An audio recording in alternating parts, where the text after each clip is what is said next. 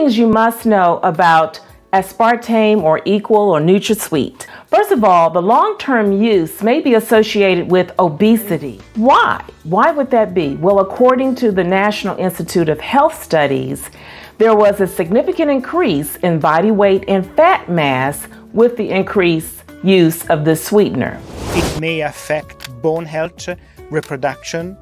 It is associated to certain cancers, and it affects the quality of living.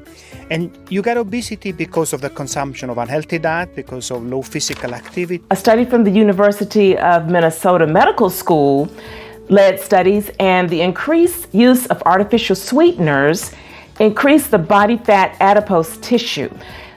Or flexible tube is used in a liposuction procedure.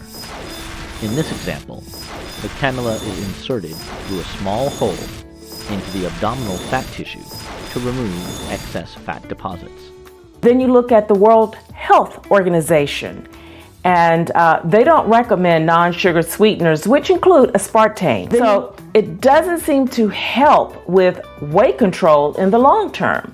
So these are just a few organizations that have some concerns about the use of aspartame. Now, I'm not getting into what the recommended amount is. I did another presentation on aspartame, and I talk about the recommendations and some other issues in that presentation, and I'll have a link there for you. Also, some studies suggest that an increase in your appetite. So possibly while drinking this diet beverage, so you are consuming more food. It may interfere with an intestinal enzyme that prevents obesity. Lipase, it breaks down fats in the digestive system, and there is an imbalance in its activity that could possibly contribute to weight gain.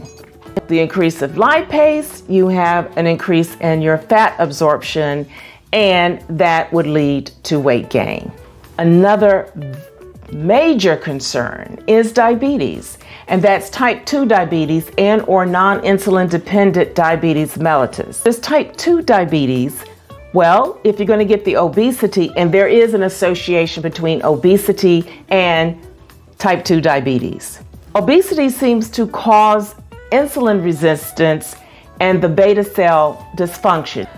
The pancreas makes these beta cells, and the beta cells secrete the insulin, and the insulin is needed to lower your blood glucose levels and or blood sugar levels. So a beta cell dysfunction occurs when the beta cells in the pancreas don't recognize glucose and then don't secrete the insulin. Thus, you have the high blood glucose and or blood sugar levels, which lead to this type 2 diabetes. Yes, aspartame doesn't raise your blood sugar levels or your blood glucose levels just using the product itself, but you may have these other dynamics going on which could lead to other concerns. The World Health Organization is reporting that the long-term use of aspartame could increase type 2 diabetes. The National Institute of Health is reporting that an increased risk of weight gain could cause impaired blood glucose tolerance in the type 2 diabetic. Some of the research does lend itself to a possible linkage between using this product or this sweetener and cancer. And in July 2023, the World Health Organization International Agency research on cancer had a linkage between using this artificial sweetener and it being a carcinogenic. And that was due to the possible linkage to this product and liver cancer. Another study that included about 100,000 adults that using artificial sweeteners, there was a higher risk of cancer. And these artificial sweeteners also included aspartame and hematopoietic cancer in men.